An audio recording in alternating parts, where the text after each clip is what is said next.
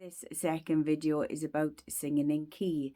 About 90% of the beginner singers I have spoken to don't know about keys, what a key is, what it means to sing in key, and don't realise their voice is an instrument. So these are all the vocal gradings books you can get and do tests and exams in the same as you can an instrument, because your voice is an instrument. So musicians, bear with us, and this video is helpful for singers who are starting out on that journey, learning about it, or if you're in a band, musician, and you've got a singer who doesn't understand about it or is starting to learn, then you can point them in the direction of this video, because hopefully some of the tips I explain in simple language will be helpful for them. So I'm going to show a short video on the piano, what major and minor scales are.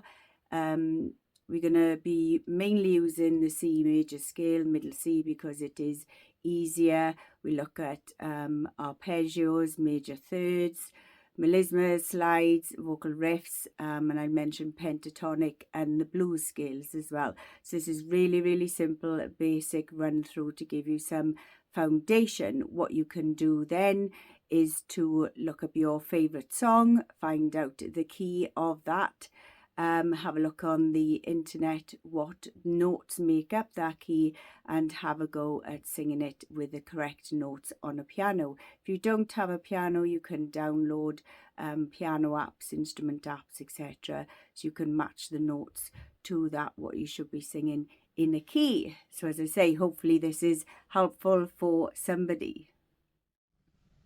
So what do we mean by singing in key? So let's start easy on the middle C on a piano. This is the fourth octave of C up from the end of the piano. So C4 area, middle C. This has notes C, D, E, F, G, A, B, C. Okay, this is a major scale. And there's a formula for a major scale which you can apply to other major scales, and that is tone, tone, semitone, tone, tone, tone, semitone, or it's a mixture of half steps and whole steps, which I'll explain. So C to C sharp is half a step, to D is a whole step, so 2 half steps. So that's 1 whole step, so that's a tone. The other name for it is a semitone and a tone. So half step is a semitone, a full step or a whole step is a tone, okay? So that's your tone.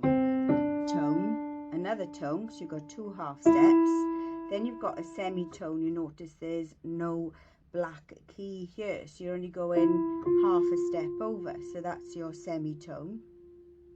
Then you want to move to a tone, so half a step, another half step is a whole step, that's another tone. Then we want another tone, half a step, whole step, tone. Same again, half a step, whole step, tone. We've got no black key here. This is the B to get us back to C, so you go in a half a step to finish the octave to C. So this and this is where your black keys come in between the white keys, because you're counting half steps and whole steps, and that is a key formula for a major scale. Your minor scale formula is tone, semitone, tone, tone, semitone, tone, tone. A major scale sounds happy, a minor scale can sound sad. So let's do your C minor.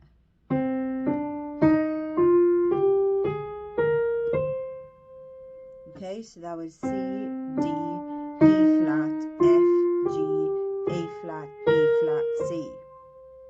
So how we are working this out in half steps and whole steps, or tones and semitones, is tone,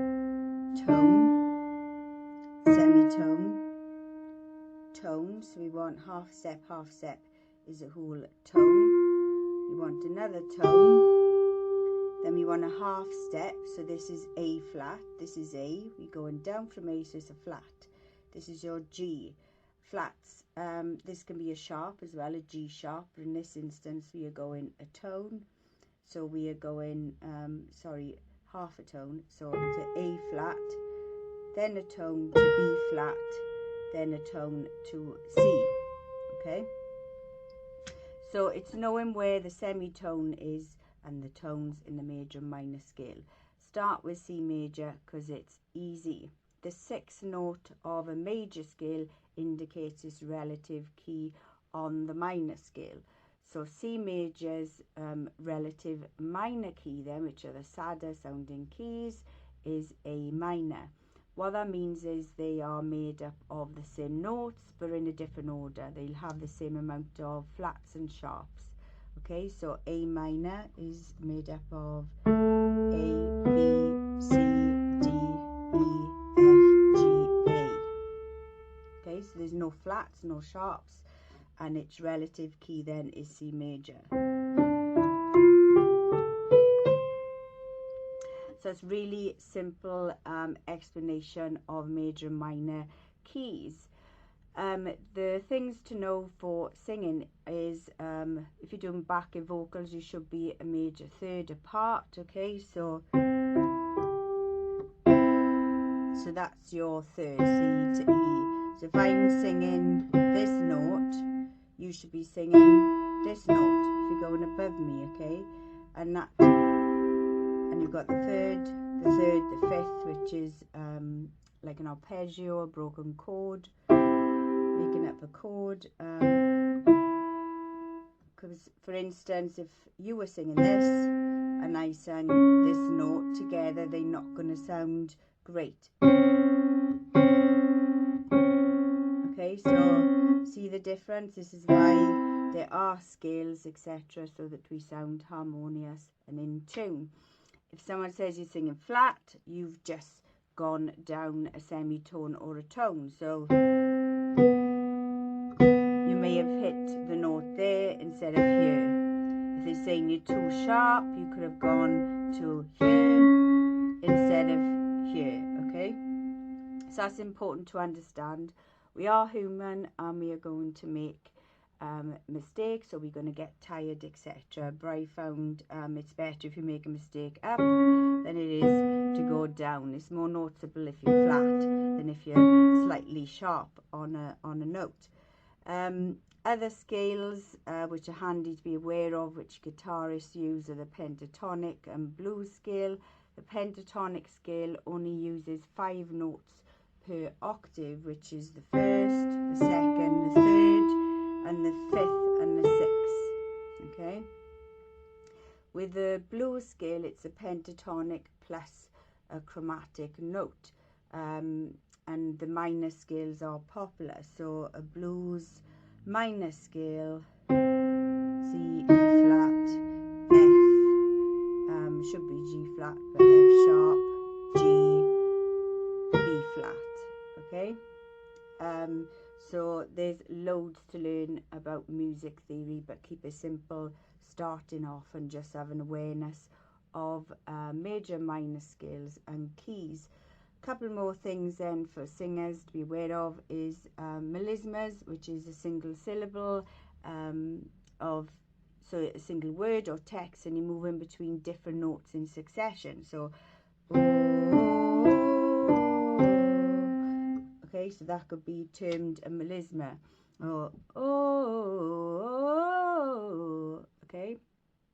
And then you've got slides, which some jazz singers use. So they may be going no, no, no. So you're a slide off a note.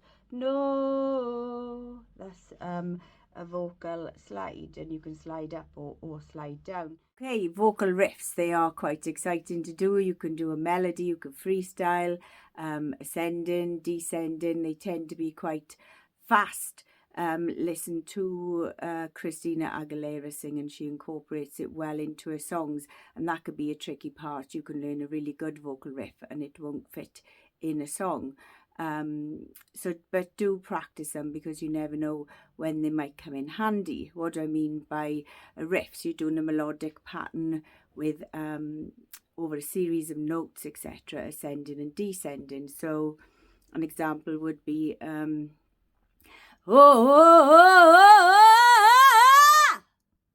Okay, so you've started off low on the O's and you're just ascending higher to the R's. So you can make them up.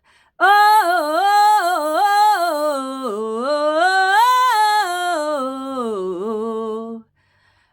so O's and R's. Yeah, they're quite fun to do vocal riffs. It's just where you fit them in particular songs, and sometimes that's a bit difficult for myself as well, singing male rock, but you'll find them in a lot of pop songs or brilliant female singers out there. So have a go at some vocal riffs. I'll say again at the end of this video now that please do print out the major and minor scales so you can get to know all the notes in that. Some easy C major songs are things like Let It Be by the Beatles, Imagine, John Lennon, Dreams by Fleetwood Mac. Yeah, there's several out there. Or a C minor song, look for. And have a practice with the piano, matching your voice to those notes in that key. And it's the beginning of your journey. There is so much to learn in music theory. Much respect to musicians out there and vocalists and everyone learning music. So hopefully, as I say, I've helped on the start of your journey. Bye bye for now.